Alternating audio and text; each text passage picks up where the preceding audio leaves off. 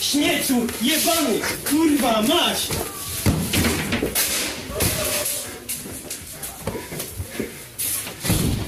Wypierdalaj stąd!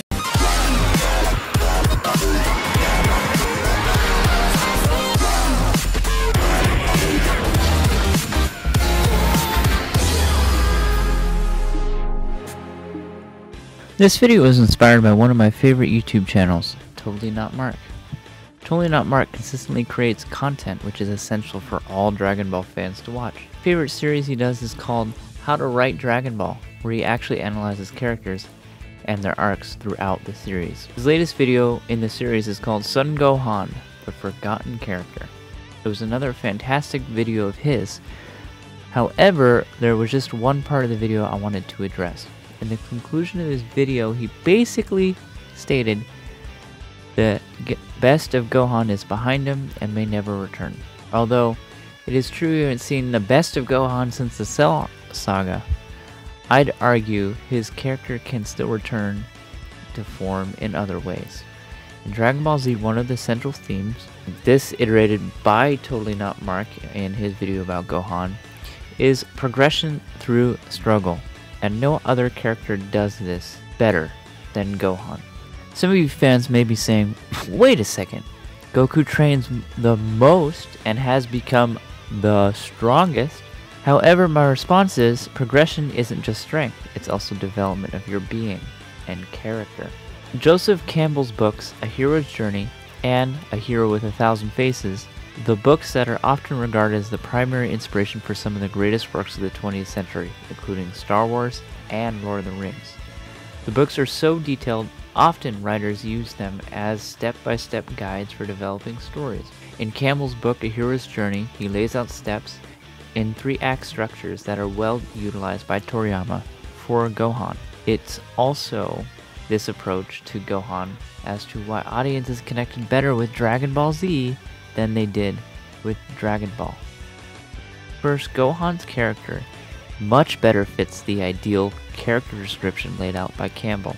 Campbell laid out the archetype for heroes as the hero is the protagonist or central character whose primary purpose is to separate from the ordinary world and sacrifice himself for the service of the journey at hand, to answer the challenge, complete the quest, and restore the ordinary world's balance. We experience the journey through the eyes of the hero.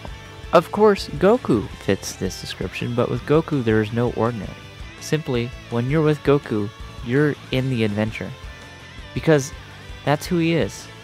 He is such an active protagonist, he cannot separate himself from the adventure. Whereas with Gohan, there is an ordinary he can return to. And with Gohan, the latter of this description essentially is his. To answer the challenge, to complete the quest, and restore the ordinary world's balance. If Goku is the adventure, Gohan is forced into the adventure whether he wants to be there or not. It was very wise of Totally Not Mark to quote K.M. Wayland in his video.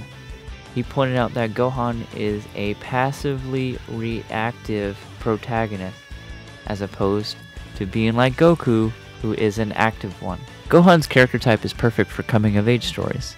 Other famous characters who were at one point passive and reactionary to the story are Luke Skywalker, Harry Potter, and Frodo Baggins. What Gohan shares with these three major characters are 5 words: the point of no return. Just as Luke Skywalker came home to his parents torched by stormtroopers, Obi-Wan Kenobi then introduces him to the Force, which thrusts him to the world of the Jedi. Gohan at age 5 was kidnapped by his uncle, and then after a short battle is knocked out and is literally thrown into water, to awake to the harsh reality that his father is now dead and his new caretaker is Piccolo, a very abusive man who is preparing him for a battle that is happening in a year. Audiences then are subjected to dozens of episodes of Gohan's development, which for this casual onlooker may seem redundant, but to those with a keen eye for storytelling, see each step of Gohan's journey as an essential groundwork for the future of this character. Joseph Campbell lays out the prologue for each adventure story as painting the picture for what the ordinary world is, when in Act 1, our hero is given the call to adventure. And if they're a passive character, like Gohan, he is going to refuse that call fervently. Gohan, as seen in Episode 5 and 6, is crying and pleading with Piccolo to please bring him home to his mommy. Throughout Act 2 of our character's development in Joseph Campbell's story are trials and tribulations which will develop our character into the hero he needs to become. Throughout this, he is trained by his guardian, and throughout this, Joseph Campbell lays out certain bullet points that Gohan definitely has crossed. Our protagonist goes through their innermost cave. Gohan literally spent an entire episode in a cave talking to a robot. Our character is also faced with an apotheosis moment. An apotheosis moment is where a character either realizes the power that they didn't know they have, or possessed by that power. Gohan's apotheosis moment in his training in the Saiyan Saga is definitely when he went Great Ape. Usually following the apotheosis moment, our protagonist is gifted a weapon that will aid him in his training or in his battle. Bullet point for this gifted of weapon is literally called the Gifted Sword, which Piccolo literally gave him a sword. Another Campbell bullet point that Gohan definitely crossed is called the Road Back. When our hero is given an opportunity to return to their ordinary life, they choose to pass on that opportunity for the sake of protecting the ordinary world they have set out to protect.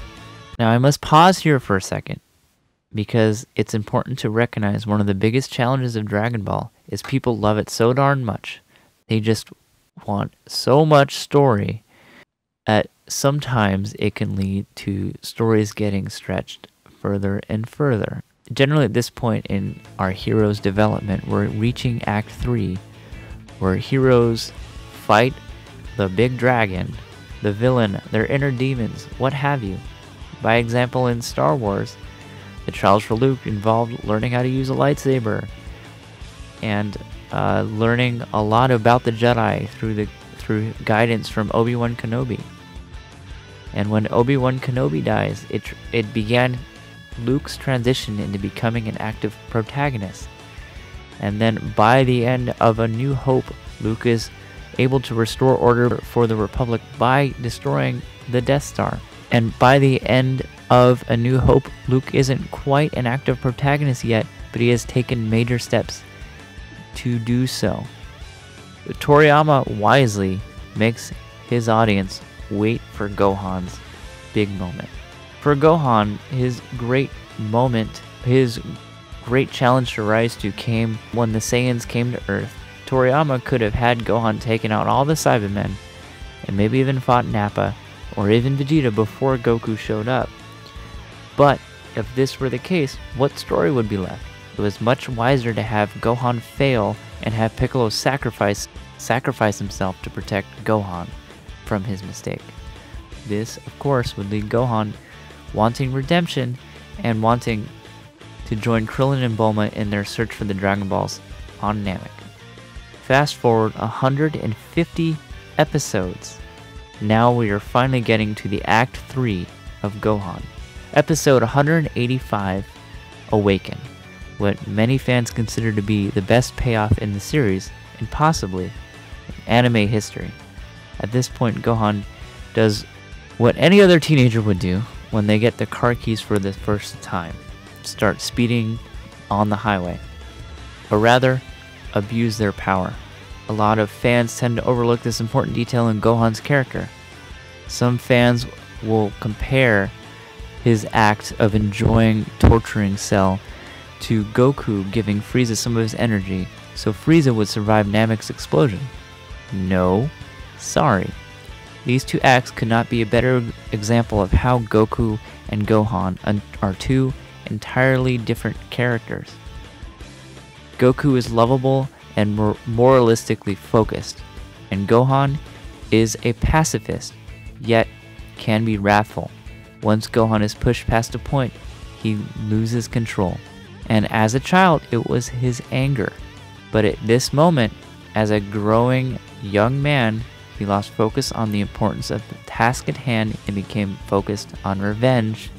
And it is because of that, his father had to sacrifice himself in order to save the planet. If the series had ended here, with Gohan having realized the ultimate power with the cost of his father's life, it would have been the bravest ending to any piece of literature, any play, or any film ever made. But Toriyama decided to step it up and have Cell come back. And Gohan is once again gifted with the redemption from his mistakes. It is in the 7 years after this that fans ideally would have liked Gohan to embrace his role as protector of the Earth and perhaps spend as much time training as his father had, perhaps train with Piccolo or Vegeta. But Gohan, at this time, did exactly what he wanted to do his whole life. It is exemplified over and over again that Gohan does not like to fight. I think this contrast between Goku and Gohan couldn't be seen more clearly than in this scene. Enough of this game, Goku! You're wrong about your son! Gohan may have that power, but it doesn't matter! He doesn't thirst for battle and mayhem! He's not a fighter like you! Huh?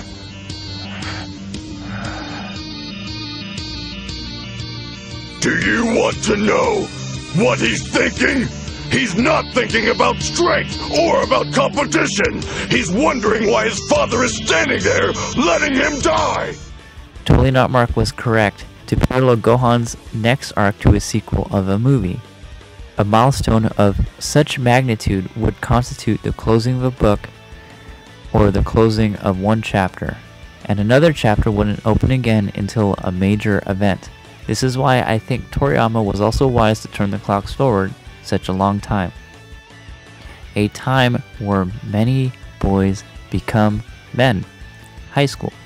Fans weren't excited to see Gohan in high school. It was the biggest departure from the DBZ storyline. And since Goku was now dead, fans did feel somewhat force-fed over another character's life story. As I stated earlier, the story tends to follow Goku, and that's just how active as a protagonist he is. Additionally, you're asking a lot for fans to go from world-ending beam clashes, killer androids, and intergalactic overlords to Gohan, once the champion of Earth, now unable to court a girl or even make any friends in high school. What these fans may be overlooking is this was the only course of action possible for Gohan pending world-ending threats. Gohan spent 7 years doing what he does most often, doing what he was told.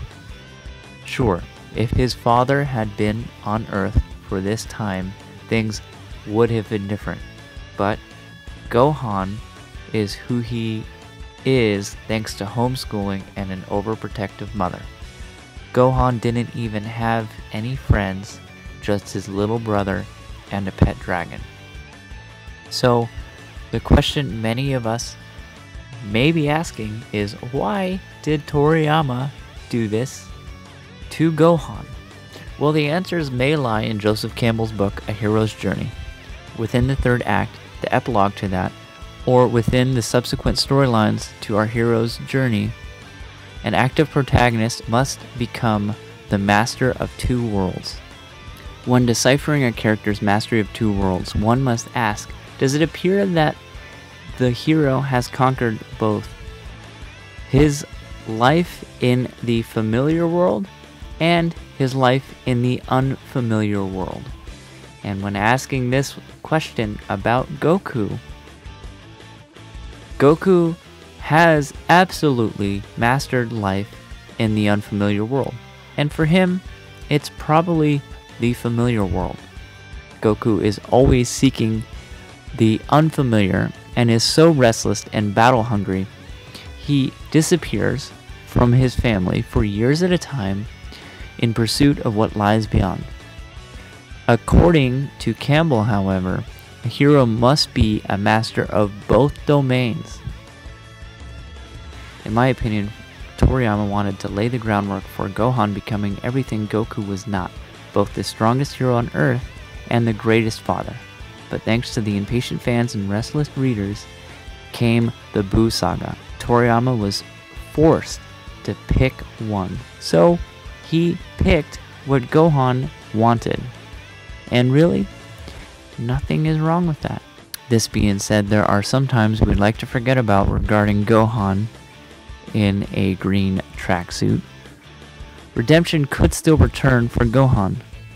Part of the problem Gohan is facing is he will always play second fiddle to his father. Gohan can become a hero, but how can one be the greatest hero of Earth if his father is the strongest mortal in the multiverse? I do want to point out there is one blaring example of a cool Gohan out there who is canon and around the same age as our current Gohan, and that's the Gohan from the Future Trunks timeline. This is a Gohan fans often regard as one of the coolest characters in the series, and his coolness isn't thanks to him having only one arm. It's thanks to Gohan losing all of his comforts that kept him physically weak. The androids took everything away from him that kept him returning to pacifism, and it made him into the hero that fans want. And I think Toriyama knows this, and I think that's why he included scenes where Future Trunks had dinner with Gohan, Hercule, Videl, and Pan to make it blaringly obvious to audiences that Gohan can't live both lives in these circumstances. Also, interesting side note, this is an interesting parallel I stumbled across. Something both Gohan and Trunks have in common is they're both half Saiyans and half humans. It could be interpreted that the mastery of their Saiyan selves could be the mastery of their physical prowess. Vegeta made the value of that clear when he was training Trunks in the forest during the Zamasu arc, whereas the mastery of their human selves could be the mastery of their family life and to protect their families, something both Future Trunks and Gohan openly fight for. Makes sense because both of them were raised mostly by human parents. In closing, I'd just like to say another one of Totally Not Mark's videos highlights something in the fandom that can often be short-sighted. The video is called Why Waiting Matters, and it highlights how the best payoffs come from well-developed stories and careful planning. For those of you who want Gohan from the Cell Saga back, I ask, why? None of the story has been laid out for that to happen, and it might be better that way. Thanks for watching. If you haven't yet, please subscribe, and I'll see you guys on the next one.